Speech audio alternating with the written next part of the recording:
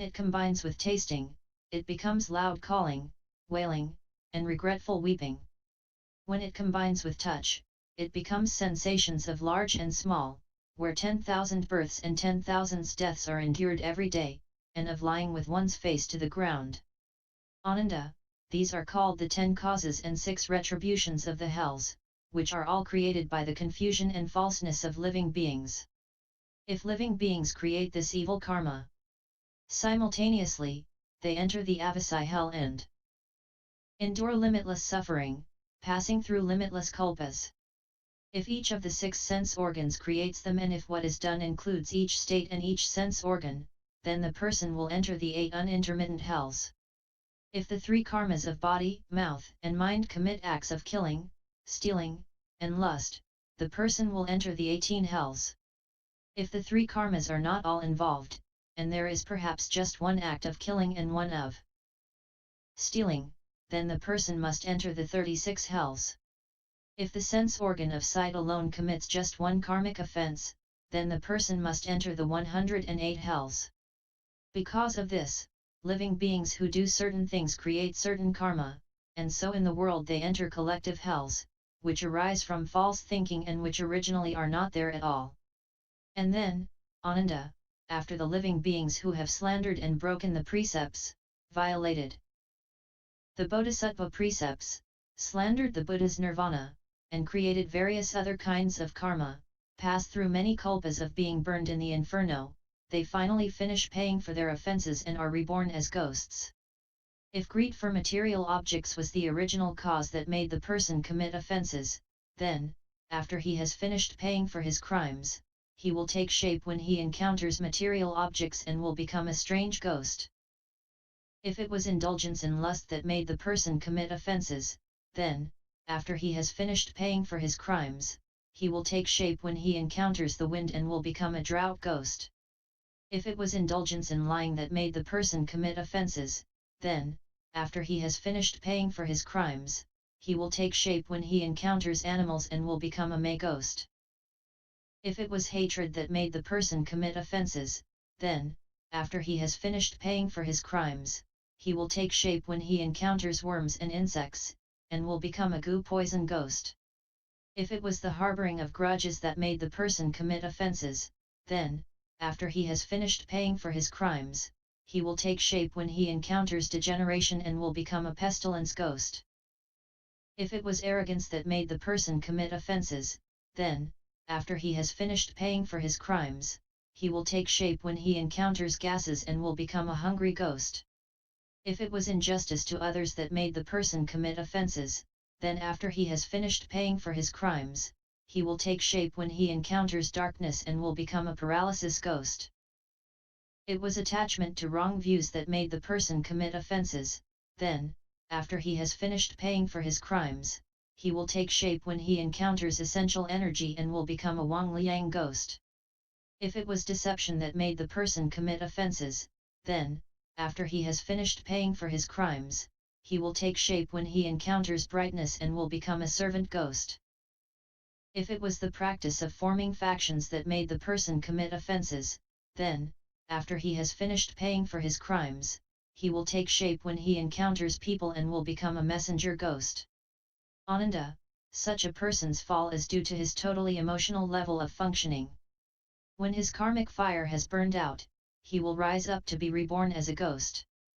This is occasioned by his own karma of false thinking. If he awakens to Bodhi, then in the wonderful perfect brightness there isn't anything at all. Moreover, Ananda, when his karma as a ghost is ended and the consequences of his emotion and thought are over, he comes into the world to meet his creditors and settle his accounts with them. He is born as an animal to repay his debts from past lives. The retribution of the strange ghost of material objects is finished when the object is destroyed and it is reborn in the world, usually as a species of owl. The retribution of the drought ghost of the wind is finished when the wind subsides, and it is reborn in the world, usually as a species of uncanny creature which gives inauspicious prognostications. The retribution of the May ghost of an animal is finished when the animal dies, and it is reborn in the world, usually as a species of fox. The retribution of the goo ghost in the form of worms and insects is finished when the goo is exhausted, and it is reborn in the world, usually as a species of venomous creature. The retribution of a pestilence ghost found in degeneration is finished when the degeneration is complete, and it is reborn in the world, usually as a species of tapeworm. The retribution of the ghost which takes shape in gases is finished when the gases are gone, and it is then reborn in the world, usually as a species of animal used for food. The retribution of the ghost of darkness is finished when the darkness ends, and it is then reborn in the world, usually as a species of animal used for clothing or service. The retribution of the ghost which unites with energy is finished when the union dissolves, and it is then reborn in the world, usually as a species of migratory creature. The retribution of the ghost of brightness and intellect is finished when the brightness disappears, and it is then reborn in the world, usually as a species of efficacious creature. The retribution of the ghost that relies on a person is finished when the person dies, and it is then reborn in the world, usually as a species of domestic animal. Ananda, all this is due to the burning out of his karmic fire in payment for his debts from past lives.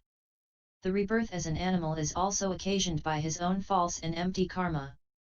If he awakens to Bodhi, then fundamentally none of these false conditions will exist at all. You mentioned precious lotus fragrance, king crystal, and Bhiksha good stars. Evil karma such as theirs was created by them alone. It did not fall down out of the heavens or well up from the earth, nor was it imposed upon them by some person. Their own falseness brought it into being, and so they themselves have to undergo it. In the Bodhi mind, it is empty and false, a cohesion of false thoughts. Moreover, Ananda, if while repaying his past debts by undergoing rebirth as an animal, such a living being pays back more than he owed, he will then be reborn as a human to rectify the excess. If the creditor is a person with strength, blessings, and virtue, then he can pay what he collected in excess without having to lose his human form. But if he lacks blessings, then he will be reborn as an animal to pay the outstanding balance. Ananda, if the debt involves money, material goods, or manual labor, then once it is paid, the debt is resolved. But if in the process of repayment the lives of other beings were taken or their flesh eaten, then it will start a cycle of mutual devouring and slaughtering that will send the debtors and creditors up and down endlessly for as many eons as there are motes of dust. There is no way to put a stop to it, except through Shamatha or through a Buddha's coming to the world. You should know that when owls and their kind have paid back their debts, they regain their original form and are born as obstinate people. When creatures that are inauspicious have paid back their debts, they regain their original form and are born as abnormal people. When foxes have paid back their debts, they regain their original form and are born as people who are simpletons.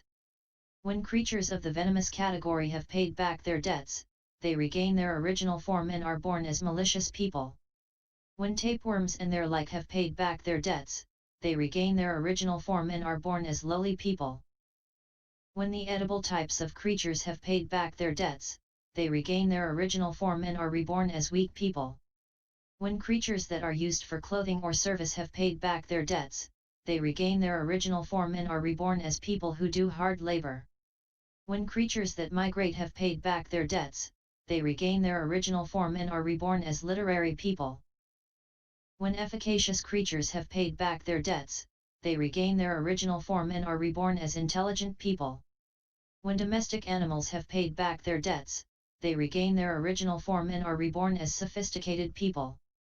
Ananda, these are all beings that have finished paying back former debts and are born again in the human realm. They are involved in a beginningless scheme of karma and delusion and spend their lives killing and being killed by one another. They do not get to meet the thus come one or hear the proper dharma. They just abide in the wearisome dust, passing through a repetitive cycle. Such people can truly be called pitiful. Furthermore, Ananda, there are people who do not rely on proper enlightenment to cultivate samadhi, but cultivate in some special way that is based on their false thinking. Holding to the idea of perpetuating their physical bodies, they roam in the mountains and forests in places people do not go and become 10 kinds of immortals. Ananda, some living beings with unflagging resolution make themselves strong with specially prepared foods. When they have perfected this method of dieting, they are known as earth-traveling immortals. Some of these beings with unflagging resolution make themselves strong through the use of grasses and herbs. When they have perfected this method of taking herbs, they are known as flying immortals. Some of these beings with unflagging resolution make themselves strong through the use of metal and stone. When they have perfected this method of transformation, they are known as roaming immortals. Some of these beings with unflagging resolution make themselves strong through movement and stillness. When they have perfected their energy and essence, they are known as space-traveling immortals. Some of these beings with unflagging resolution make themselves strong by using the flow of saliva. When they have perfected the virtues of this moisture, they are known as heaven-traveling immortals. Some of these beings with unflagging resolution make themselves strong with the essence of sun and moon.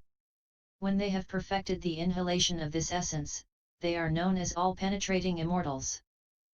Some of these beings with unflagging resolution make themselves strong through mantras and precepts. When they have perfected these skills, they are known as immortals of the way. Some of these beings with unflagging resolution make themselves strong through the use of thought processes. When they have perfected thought and memory, they are known as illuminating immortals. Some of these beings with unflagging resolution make themselves strong through internal union. When they have perfected the response, they are known as immortals of essence. Some of these beings with unflagging resolution make themselves strong through transformations. When they have perfected their awakening, they are known as immortals of the ultimate level. Ananda, these are all people who smelt their minds but do not cultivate proper enlightenment. They obtain some special principle of life and can live for thousands or tens of thousands of years. They retire deep into the mountains or onto islands in the sea and cut themselves off from the human realm. However, they are still part of the turning wheel, because they flow and turn according to their false thinking and do not cultivate samadhi. When their reward is finished, they must still return and enter the various destinies. Ananda, there are many people in the world who do not seek what is eternal and who cannot yet renounce the love that exists between themselves and their wives. But they have no interest in sexual misconduct and so their purity develops and their light is revealed. When their life ends, they are born in the heaven of the four kings next to the sun and moon. Those whose sexual love for their wives is slight, but who have not yet obtained complete purity when dwelling in solitude, transcend the light of sun and moon at the end of their lives, and reside at the summit of the human realm. Such people are born in the Trayastrimsha heaven. Those who become temporarily involved when they meet with desire but who do not dwell upon it when it is finished, and who, while in the human realm, are active less and quiet more, abide at the end of their lives in light and emptiness where the illumination of sun and moon does not reach. These beings have their own light, and they are born in the Suyama heaven.